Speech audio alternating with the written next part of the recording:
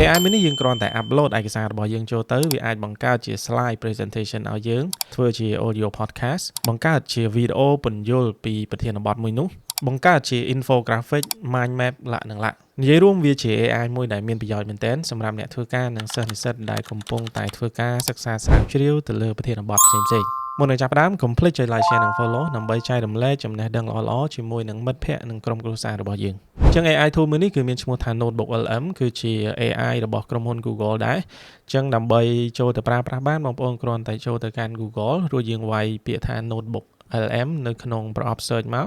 យើងនឹងឃើញ website ដែលគេដាក់ថា notebooklm.google អញ្ចឹងយើងចូលទៅកាន់ website នេះមកអញ្ចឹងសម្រាប់ការប្រើប្រាស់យើងអាចប្រើនៅលើ computer ក៏បានហើយគេក៏មានជា app នៅលើទូរស័ព្ទផងដែរយើងអាច download នៅលើ Play Store ឬក៏ App Store បានដូចគ្នាអញ្ចឹងនៅក្នុងវីដេអូនេះគេខ្ញុំបង្ហាញការប្រើប្រាស់នៅលើ computer អញ្ចឹងបន្ទាប់ពីយើងចូលមកកាន់នេះហើយយើងចុចទៅលើពាក្យថា try notebook LM មកអញ្ចឹងយើងនឹងឃើញផ្ទាំងកម្មវិធីបែបនេះបន្ទាប់មកយើងចុចលើពាក្យថា create new notebook មកអញ្ចឹងគេនឹង load ផ្ទាំងមួយឲ្យជំរើសយើងក្នុងការ upload source ជាមុនសិនអញ្ចឹងដំណាក់កាលដំបូងនៅក្នុងការប្រើ AI នេះគឺយើងត្រូវ upload source អញ្ចឹង source ហ្នឹងគឺជាប្រភពឯកសារដែលយើងចង់ឲ្យ AI ហ្នឹងជួយស្វែងយល់ជួយសិក្សាឲ្យយើងហើយគាត់អាចបង្កើតជា podcast បង្កើតជា video បង្កើតជា slide ផ្សេងៗហ្នឹងឯងអញ្ចឹងសម្រាប់ការ upload source គឺវាមានច្រើនជម្រើសទី1យើងអាច search web ពីប្រធានបទដែលយើងចង់បានហ្នឹងឬក៏យើងអាច upload ជា file បើយើងមានជា file PDF ណាហ្នឹងហើយយើងអាច upload file នឹងចូលមកឧទាហរណ៍ថាឯកសារហ្នឹងវាមានរាប់រយឬក៏រាប់ពាន់ page អីឬក៏មានច្រើនតកតទៅនឹងប្រធានបទណាតកតទៅនឹងប្រធានបទហ្នឹងអញ្ចឹងយើងអាច upload file នឹងចូលទៅហើយមួយទៀតយើងអាចដាក់ជា website ហ្នឹងហើយ website ឬក៏ link video YouTube ក៏បានដែរហ្នឹងហើយបើសិនជាមានតកតទៅនឹងប្រធានបទហ្នឹងយើងអាច upload file ពី Google Drive របស់យើងឬក៏យើងអាច copy text តែម្ដងហ្នឹងហើយបានន័យថាដាក់ជាអក្សរតែម្ដងនៅក្នុងហ្នឹងអញ្ចឹងនៅក្នុងឧទាហរណ៍នេះខ្ញុំនឹងប្រើពីជំរើសគឺមាន upload file អញ្ចឹងខ្ញុំនឹង upload file មួយចូលសិនអញ្ចឹងឧទាហរណ៍ថាខ្ញុំ upload file មួយនេះចូលអូខេអញ្ចឹងនៅខាងឆ្វេងនេះយើងនឹងឃើញ file កំពុងតែ upload ហើយអញ្ចឹងបន្តមកខ្ញុំចុចលើពាក្យ add source នេះម្ដងទៀតដើម្បី upload link វីដេអូម្ដងអញ្ចឹងខ្ញុំចុចលើ website នេះមកអញ្ចឹងគេដាក់ពាក្យថាឲ្យយើង paste any link អញ្ចឹងខ្ញុំនឹង paste link មួយពីវីដេអូ YouTube មួយនេះអូខេអញ្ចឹងប្រធានបទដែលខ្ញុំយកមកសារល្បងនេះគឺតកតងទៅនឹង basic photography អញ្ចឹងខ្ញុំដាក់វីដេអូ YouTube នេះមួយតោះមកខ្ញុំចុចទៅលើពាក្យ insert អូខេអញ្ចឹងឯកសារដែល upload ហើយបានជោគជ័យគឺយើងនឹងឃើញពាក្យ tick អូខេនៅកន្លែងនេះណាហ្នឹងហើយអញ្ចឹងបន្ទាប់ពីហ្នឹងហើយឧទាហរណ៍ថាយើងupload បានគ្រប់គ្រាន់ហើយប៉ុន្តែបើអត់ទាន់គ្រប់ទេយើងចង់ upload ទៀតយើងអាច add source នេះបន្ថែមទៀតបានអញ្ចឹងនៅខាងស្ដាំដៃនេះយើងនឹងឃើញមាននេះ option ជាច្រើនដែលយើងអាចបង្កើតបានអញ្ចឹងឧទាហរណ៍ថាយើងចុចទៅលើពាក្យ infographic មួយមកអូខេអញ្ចឹងវានឹង load ចាប់ផ្ដើម generate នៅខាងក្រោមនេះយើងចង់ generate slide យើងចុចលើពាក្យ slide នេះមកអញ្ចឹងវានឹង generate slide មួយទៀតតមកមានអីគេ mind map យើងចុចមកហ្នឹងហើយអញ្ចឹងបងប្អូនអាចតេស្តសាកល្បងបានទាំងអស់ហើយគេមាន audio overview នេះគឺបង្កើតជាលក្ខណៈ podcast ហើយលក្ខណៈឆ្លើយឆ្លងគ្នាតែម្ដងគឺគេនិយាយពីប្រធានបទពីឯកសារដែលយើងបាន upload ចូលហ្នឹងទៅអញ្ចឹងយើងចុចទៀតមកហើយបន្ទាប់ពី generate ហើយគឺយើងអាច download ចូលទៅ computer របស់យើងបានហើយមួយទៀតគឺយើងតេស្តទៅលើ video overview ហ្នឹងហើយអញ្ចឹង video overview នេះគឺជាវីដេអូដែលគេពន្យល់ពីប្រធានបទរបស់យើងដូចគ្នាហ្នឹងណាអូខេអញ្ចឹងមាន quiz មាន report មាន flashcard ហ្នឹងហើយអញ្ចឹងយើងអាចធ្វើអីបានច្រើនទៀតហើយនៅខាងផ្នែកកណ្ដាលនេះវិញ គឺយើងអាចសរសេរជាសំណួរផ្សេងៗដែលយើង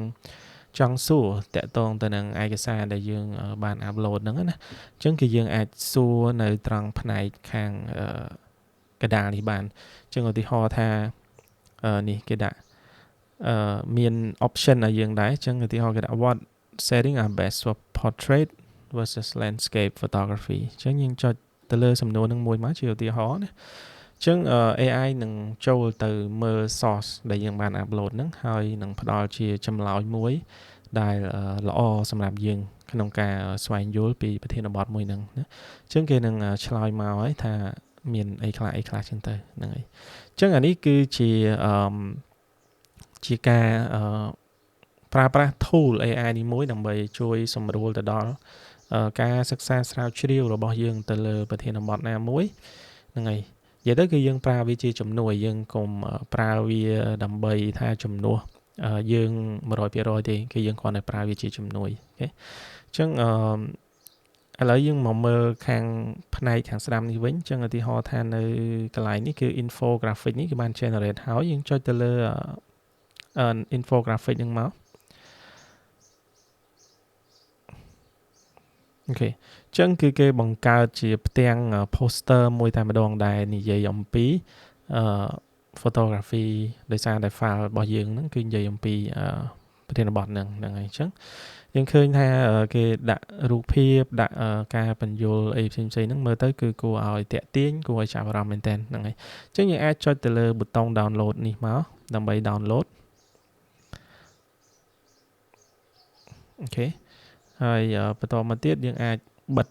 មកវិញហើយយើងចូលទៅមើលមួយទៀតមួយនេះវិញគឺជា mind map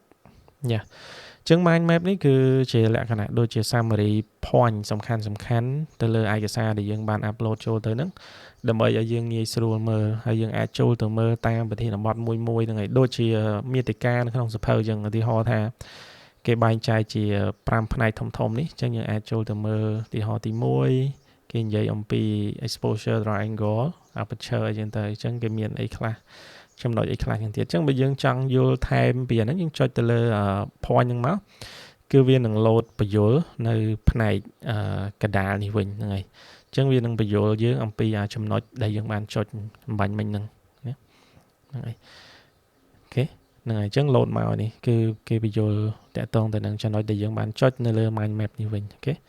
ចឹងអាហ្នឹងគឺ mind map ហើយបន្តទៀតគឺយើងមើលទៅលើ slide presentation នេះគឺ photography 80/20 ហ្នឹងហើយចឹងយើងចុចកន្លែងនេះមកដើម្បីមើលឲ្យធំយ៉ាអញ្ចឹងនេះគឺគេបង្កើតជា slide presentation តាក់ទងទៅនឹងប្រធានបទរបស់យើងនឹងតែម្ដងហ្នឹងហើយអញ្ចឹងឃើញថាការរៀបចំហ្នឹងក៏បានស្អាតល្អមែនតើហ្នឹងហើយសឹងតែថាយើងអាចយកទៅប្រើបានណាហើយអញ្ចឹងបន្តមកយើងចុចទៅលើពាក្យ download ទៅអូខេអញ្ចឹងមួយទៀតគឺយើងមានជាphotography 101បាទមួយនេះជាវីដេអូចានេះគឺជាវីដេអូដែលគេបញ្យល់ Hey everyone and welcome. Are you ready to finally truly take control of your camera? In this explainer, we're going to ditch that mysterious auto button for good and start creating the photos you've actually been picturing in your head. Does this sound familiar? You see something amazing. ហ្នឹងហើយអញ្ចឹងវីដេអូនេះគឺគេបញ្យល់តែម្ដងហើយការរៀបចំពាក្យពេចន៍របស់គេហ្នឹងក៏ស្ដាប់ទៅគួរឲ្យតាក់ទាញដែរហើយវីដេអូនេះគឺមានប្រវែង6នាទីជាងហ្នឹងហើយវែងគួរសមដែរអញ្ចឹងយើងអាច download បានដូចគ្នាយើងចុចទៅលើពាក្យ download នេះមកយ៉ាអូខេហើយមួយទៀតគឺយើងមានជា audio podcast technology. You take it out of the box, you look at the manual, and then you just immediately decide to use about 1% of its actual capability. Oh, absolutely. It's the I bought a Ferrari to drive to the mailbox syndrome. Exactly. And I feel like, I mean, this is most rampant. អញ្ចឹងaudio podcast នេះគឺក៏វាអាចជាគេហៅថាគេធ្វើជាលក្ខណៈការសន្ទនាណាអញ្ចឹងយើងអាច download ហើយយកទៅស្ដាប់ទៅតាក់ទងនឹងប្រធានបទដែលយើងកំពុងតែស្វែងយល់នឹងអញ្ចឹងAI នេះខ្ញុំគិតថាគឺជា so far គឺជា one of the best ដែលខ្ញុំធ្លាប់ជួបហើយមានប្រយោជន៍មែនទែនសម្រាប់ការសិក្សាស្រាវជ្រាវសម្រាប់អ្នកធ្វើការផ្សេងៗហើយយើងគួរតែចេះប្រើវាដើម្បីទាញយកប្រយោជន៍ពីវាជាជំនួយទៅដល់ការងារប្រចាំថ្ងៃឬក៏ការសិក្សារបស់យើងអូខេចឹងអរគុណអ្នកទាំងអស់គ្នាសម្រាប់ការតាមដានវីដេអូមួយនេះហើយកុំភ្លេចចុច like share និង follow យើងនឹងជួបគ្នាម្ដងទៀតនៅវីដេអូក្រោយ